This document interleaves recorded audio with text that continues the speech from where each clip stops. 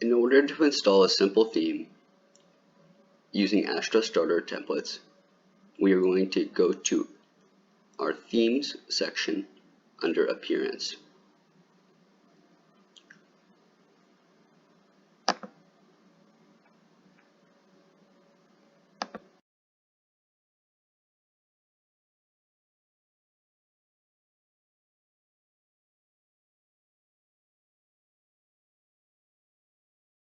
As we can see here, I already have Astra active.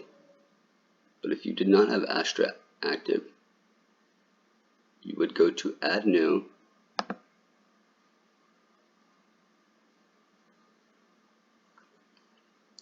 and simply search Astra.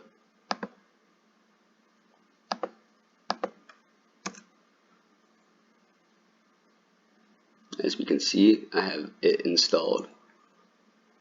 But to install a theme, it is easy as clicking Install,